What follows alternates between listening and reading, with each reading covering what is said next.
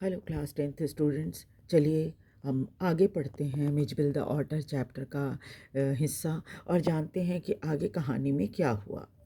Mijbil, as I called the otter, was in fact of race proper previously known in science and was at length christened by geologist Lutrogale Percipicillata मैक्सवेली और Maxwell otter. Mijbil जो कि इन उस otter का नामकरण इन्होंने किया था, जैसे हमारे घर में कोई पेट होता है तो हम नाम रख देते हैं ना, तो उसी तरह से यहाँ पर उन्होंने अपने ऑटर का नाम मिजबिल रख दिया था। और वैसे ही इस ये जो प्रजाति है, साइंस में इसका नाम जो है काफ़ी लंबा सा है और जियोलॉजिस्ट लोगों ने उसका नामकरण किया है लुट्रोगेल परस्पिसिलिएटा मैक्सवेली और Maxwell otter. For the first 24 hours, Midgeville was neither hostile nor friendly. He was simply aloof and indifferent, choosing to sleep on the floor as far as floor as far from my bed as possible. जब 24 घंटे गुजर गए Mijbil को वहाँ पर, और इस दौरान मिजबिल न ही राइटर से नाराज़ हुआ, न ही बहुत दोस्ती ने की, बल्कि वो उनसे थोड़ा अलग थलग उदासीन सा बैठा था। Choosing to sleep on the floor, वैसे वो राइटर जो थे वो तो बिस्तर पे सो रहे थे, लेकिन ये ज़मीन पर सो रहा था और इनके बेड से जितनी दूर हो सके रहने की कोशिश कर रहा था।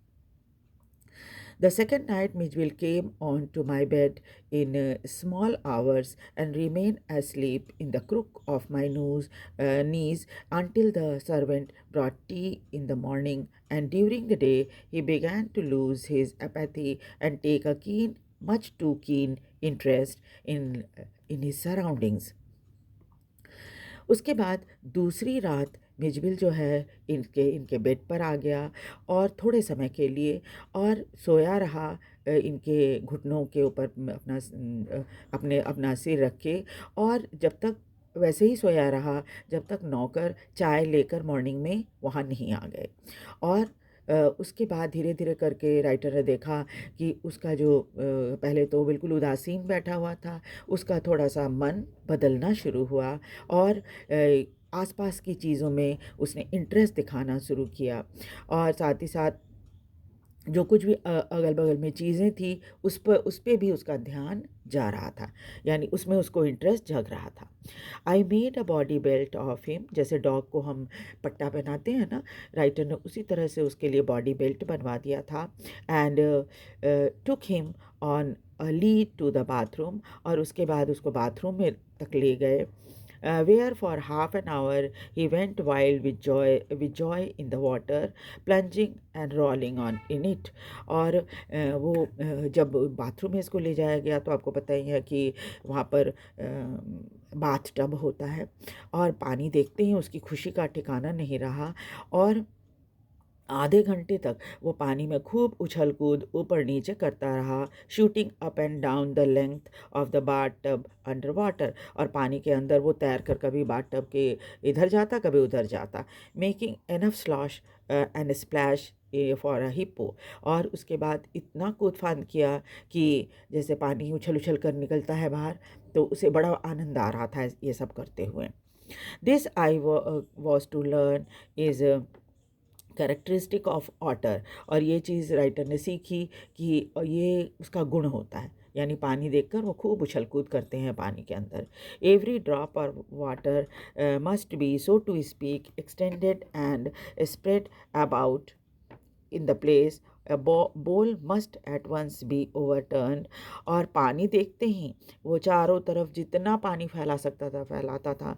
बोल में अगर पानी है तो वो उसको जब तक पलट नहीं दे तब तक उसको शांति नहीं मिलती थी, और if it will not be overturn, उसकी पूरी कोशिश होती थी कि अगर बोल नहीं उल्टा, ही सैट इन इट, वो उसमें घुस कर बैठ जाता था, and splashed in the until it overflows, और तब तक उसमें पानी में उछल कूद और पानी में जैसे छपाक छपाक करते हैं ना, वैसे जब तब तक करता रहता था जब तक सारा पानी बाहर ना आ जाए।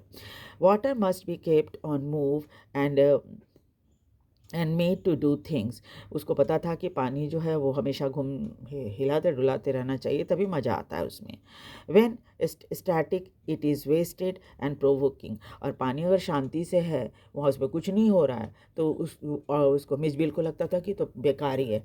जब तक उसमें घुस के उछल कूद ना करे तब तक तो कोई मज़ा है ही नहीं पानी का वहाँ पर होने का। ये ऑटर है, ऑटर इस तरह का होता है, देखिए, है ना, थोड़ा पानी में भी रहता है और ज़मीन में भी रह सकता है। 2 days later, Mijbil escaped from my bedroom as I entered it. 2 दिन के बाद मिजबिल जो था इनके बेडरूम से भाग गया, और जैसे ही ये कमरे में घुसे, and I turn to see his tail disappearing round the bend of the corridor that led to the bathroom. और जब इन्होंने उसको ढूंढना शुरू किया तो पाया कि वो धीरे धीरे गायब हो रहा है। किधर? वो जो कॉरिडोर है जो सीधा बाथरूम की तरफ जाता है, उस साइड में इनको उसकी पूंछ दिखाई दी। By the time I got there, he was up on the end of the bathtub. और जब तक राइटर उस तक पहुँचे कि भाई कहाँ किधर जा रहा है ये देखने के लिए, तब तक तो वो बाथटब तक पहुँच गया था, बाथरूम में। Fumbling at the chromium tap with his pause. और चूँकि आपको पता ही है ना कि जो ये बना रहता है बाथटब, क्रोमियम का टैप था, वो उसको अपने हाथ से खोल रहा था वो टैप को, बाथटब का टैप जो होता है उसको। Fumbling at the chromium tap with his pause, I watched, ये देखते रहे अमेज्ड। इनको बड़ा ताजुब लग रहा था कि इसको पता है कि टैप को कैसे घुमा के खोला जाता है। Enough to produce a trickle of water. उसने टैप को इतना थोड़ा सा तो घुमा ही दिया था, जिससे क्या हुआ था, पानी उसमें से टपकने लगा था। After a moment or two achieve the full flow. और थोड़े समय बाद जो है, जब उसने थोड़ा और घुमा दिया तो पानी और तेज़ी से बहने लग गया। He had been lucky to turn the tap the right way. हाँ, ये ज़रूर था कि इतनी अकल तो उसको थी नहीं कि टैप को किस साइड में घुमाने से नल चलने लग जाएगा, नल में पानी गिरने लग जाएगा। वो तो बाई चांस की बात है कि उसने घुमाया और टैप जो है सही इसमें सही साइड में घूम गया, और इसकी वजह से क्या हो गया, टैप से पानी गिरने लग गया। On later occasion he would some time screw it up. और कभी कभी जब वो गलती से उल्टा घुमा देता था उसको, तो टैप और टाइट हो जाता था। And still tighter chittering with irritation. तब वो क्या करता था, चिट चिट की आवाज़ करता था, आवाज़ निकालता था चिढ़कर कि टैप क्यों नहीं खुल रहा। Disappointment at the tap failure to cooperate. उसको लगता था कि ये टैप जो है उसके साथ कोऑपरेट नहीं कर रहा है, यानी कि उसमें से पानी नहीं निकल रहा। Very soon Mij would follow me without a lead and come to me when I called his name. बहुत जल्दी ही मिज जो था वो इनको फॉलो करने लगा था, इनकी बातें मानने लगा था, और जब ये आवाज़ लगाते थे उसको, उसका नाम बुलाते थे, तो वो भागकर इनके पास आ जाता था। He spend most of his time to play in play. ज़्यादा समय वो खेल में गुजारता था। He spend hours shuffling rubber ball round the room like a four-footed soccer player, using all 4 feet to dribble the ball, and he could also throw it with a powerful flick of his neck to the surprising height and distance. अब क्या था, बहुत सारी चीज़ें उसने सीख ली थी। अब धीरे धीरे करके जब भी उसको मौका मिलता था खेलने का, वो खेल में अपना समय लगाता था। और बॉल, राइटर ने उसको रबर बॉल दे दिया था खेलने के लिए, तो घंटों वो उसको इधर उधर घुमाता रहता था कमरे में। ठीक वैसे ही जैसे सॉकर प्लेयर जो है पैरों से ड्रिबल करके इधर उधर घुमाते हैं ना बॉल को मैदान में, उसी तरह ही अपने 4 पैरों से उसको ड्रिबल करता रहता था। और वो अपने गर्दन के दम पर उसे उछाल भी सकता था बॉल को, और साथ ही साथ और काफ़ी अच्छी ऊंचाई पे, सरप्राइजिंग हाइट, यानी अच्छी खासी ऊंचाई पे वो अपने गर्दन के झटके से बॉल को उछाल देता था और दूर तक भी ले जाता था उसको। But real play of an otter is when he lies on his back and juggles with a small object between his paws. लेकिन सबसे ज़्यादा असली खेल उसका तब होता था जब वो बिस्तर पर लेट जाता था, ज़मीन पर उल्टा लेट जाता था पीठ के बल, और जगलिंग करता था। जगलिंग आप समझते हो ना, आपने देखा होगा जगलिंग करने वाले एक 3-4 बॉल उनके हाथ में होती है और इतने कलाकारी से वो बॉल को एक हाथ से दूसरे हाथ में उछालते हैं, एक भी बॉल नीचे नहीं गिरती। तो उस तरह से क्या करता था, ये बॉल को जगल करता था अपने पाँव से, अपने पैरों से। Marble were Mijbil favourite toys for his pass time, और समय गुजारने के लिए वो मार्बल से भी बहुत खेला करता था। He would lie on his back rolling 2 or more of them down to his wide flat belly without ever dropping one to the floor. और क्या करता था, पेट पर उसको जो ये होती थी मार्बल्स, उसको पेट के ऊपर डाल देता था और फिर उसको अपने पिछले पैर और अगले पैर के बीच में उसको रोल करता रहता था अपने फ्लैट बेली पे, और कभी भी उसको नीचे नहीं गिरने देता था। जो मार्बल्स होते थे उसको नीचे नहीं गिरने देता था। ये सब उसकी कलाकारी थी। The day pass peacefully at Basra. Basra में दिन बहुत शांतिपूर्वक गुजर रहे थे, but I dreaded the prospect of transporting Mij to England. लेकिन इनको चिंता हो रही थी कि कैसे मिज को इंग्लैंड लेकर जाएंगे, एंड टू कैमिसफर्ना, और उसके बाद इंग्लैंड में अपने घर कैमिसफर्ना कैसे ले जाएंगे। The British airline to London would not fly animals, क्योंकि ब्रिटिश एयरलाइन जो लंदन जाती है वो अपने साथ हवाई जहाज़ में जानवरों को रखने की इजाज़त नहीं देती है। So I booked a flight to Paris on another airline. इसलिए इनको फ़्लाइट बुक करनी पड़ी पेरिस की दूसरी एयरलाइन में। ब्रिटिश एयरलाइन में तो अलाउ नहीं था, तो दूसरी एयरलाइन जो अलाउ करती थी जानवरों को, उसमें इन्होंने टिकट बुक कराया। And from there to London, पहले वो पेरिस गए, फिर पेरिस से लंदन गए। The airline insisted that meat should be packed into a box not more than 18 inches square to be carried on the floor at my feet. और जब उनको airlines वाले को इन्होंने बताया कि इनके साथ एक पेट है, तो उन्होंने कहा कि उसको एक बॉक्स के अंदर, जो कि 18 इंचेस स्क्वायर का होना चाहिए, उसमें उसको पैक करके ले चलो, और जब आप हवाई जहाज़ में बैठोगे तो उस बॉक्स को आप अपने पैरों के पास रखना। ऐसा एयरलाइन वाले ने इनको समझाया था। I had a box made, इन्होंने बॉक्स बनवा ली। An hour before we started, और 1 घंटा पहले जब ये निकलने वाले थे वहाँ से, I put Mij into the box so that he would become accustomed to it and left for a hurried meal. और तब उन्होंने 1 घंटे पहले मिज को उसके अंदर रख दिया ताकि वो थोड़ा अभ्यस्त हो जाए कि उसे इस बॉक्स में रहना है, और उसके बाद ये जल्दी से खाना खाने चले गए। When I returned, जब ये वापस आए, there was an appalling spectacle। वहाँ पर एक बड़ा ही अजीब सा दृश्य था, बहुत ही मतलब सदमा देने वाला दृश्य था। There was complete silence from the box। Box के अंदर बिल्कुल शांति थी। But for its air holes and chinks around the lid, blood had tickled and dried. लेकिन उन्होंने छेद बना दिया था उसमें मिज को सांस लेने के लिए। उन सब पोरों से क्या हो रहा था, थोड़ा सा खून निकल रहा था जो अब सूख गया था। I whipped off the lock and tore open the lid. तब इन्होंने जल्दी से उसका लॉक खोला और फाड़ कर उसका ढक्कन देखा। And Mij exhausted and blood spattered. और जब उन्होंने देखा तो पाया कि मिज जो है बहुत थका हुआ सा था, खून लगा हुआ था उसके। Whimper and caught at my leg. वो थोड़ी सी आवाज़ निकाली और क्या किया कि इनके पैरों को पकड़ लिया। He was he had torn the lining of the box to shreds. उसने अंदर ही अंदर जो बॉक्स की लाइनिंग थी ना, उसको पूरा फाड़ दिया था।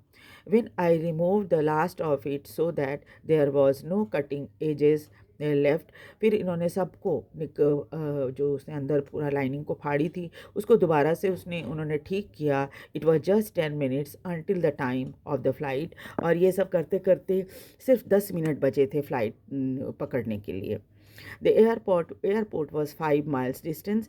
एयरपोर्ट भी जहाँ ये ठहरे हुए थे वहाँ से 5 मील दूर था। I put the miserable Mij back into the box. अब जैसी भी हालत बॉक्स की थी उसी में इन्होंने बेचारे मिजबिल को रख दिया। Holding down the lid with my hand. और लिड को पैक करने के बजाय, उसको सील करने के बजाय, इन्होंने हाथ से ही उसको दबा के पकड़ लिया, ढक्कन को उसके जिसमें मिज बैठा हुआ था। I sat in the back of the car with the box beside me as the driver tore through the streets of Basra like ricocheting bullet. और कार के पीछे वाली सीट पे बैठ गए, बॉक्स को इन्होंने अपने बगल में रख दिया, और ड्राइवर जो था बिल्कुल जैसे बुलेट होता है ना, बुलेट की तरह बसरा की सड़कों पर गाड़ी चलाते हुए एयरपोर्ट की तरफ जा रहा था। The aircraft was waiting to take off. जब ये वहाँ पहुँचे तो पाया कि एयरक्राफ्ट जो है वो तो इंतज़ार कर रहा है उड़ने के लिए। I was rush through it by the infuriated official. जब ये वहाँ पहुँचे तो एयरपोर्ट के स्टाफ जो थे बड़ी जोर गुस्साए हुए थे इनके ऊपर, और ये भाग कर हवा फ्लाइट की तरफ ये गए। Luckily the seat looked for me was at the extreme front. किस्मत से इनको जो सीट मिली थी वो बिल्कुल सामने में थी, पहली ही लाइन में थी, है ना, एक्सट्रीम फ्रंट, बिल्कुल सामने में थी। I covered the floor around my feet with paper, wrong for the air hostess. और उसके बाद इन्होंने पहले ज़मीन पर, जो हवाई जहाज़ की ज़मीन होती है उस पर उन्होंने पेपर बिछा दिया। फिर इन्होंने घंटी बजाई एयर होस्टेस को बुलाने के लिए। Gave her parcel of fish. और ये मिज के लिए जो फ़िश लेकर आए थे वो उसको दे दिया, एयर होस्टेस को दे दिया, to keep in the cool place, ताकि एयर होस्टेस उसको ठंडी जगह पे रख दे और मछली ख़राब ना हो। I took her, I took her into my confidence about the events of the last half an hour। और पिछले आधे घंटे जो कुछ भी हुआ था उसके बारे में उन्हें बहुत साफ साफ तौर पे एयर होस्टेस को बता दिया था। I have retain the most profound admiration for the air hostess. उस समय एयर होस्टेस बहुत कोऑपरेटिव थी, इसलिए इन्हें बहुत मतलब तारीफ़ कर रहे हैं एयर होस्टेस का कि बहुत कोऑपरेटिव थी वो। And she was very queen of her kind, और बहुत दयालु भी थी। She suggested me I might prefer to have my pet on my knees. और उन्होंने कहा कि अच्छा होगा कि आप अपने पेट को अपनी गोद में रख लीजिए। And I could have kissed her hand in the depth of my gratitude. और ये इतने आभारी हुए, उनके लगा कि एयर होस्टेस के हाथ को सम्मान के तौर पर चूम लेना चाहिए कि इतनी दयालु महिला है। But not knowing otters I was quite अनप्रिपेयर्ड for what followed. लेकिन ये अभी ऑटर को तो पहचानते नहीं थे, कैसा पेट होता है, कैसे रहता है ये, और जो आगे कुछ जो घटना होने वाली थी वो तो बहुत ही, इसके लिए राइटर बिल्कुल ही तैयार नहीं थे। So in the next class will continue with the chapter. और आपको ये बात याद दिला देती हूँ कि इसे लाइक और सब्सक्राइब भी ज़रूर कीजिए, कमेंट कीजिए, और साथ ही साथ ये भी कीजिए, शेयर भी कीजिए, ताकि दूसरे बच्चे भी इसको पढ़ सकें। और मैं बहुत जल्दी आज ही जो दूसरी बुक है आपकी फुटप्रिंट विदाउट फीट, उसका फर्स्ट चैप्टर करूँगी। और थैंक यू वेरी मच।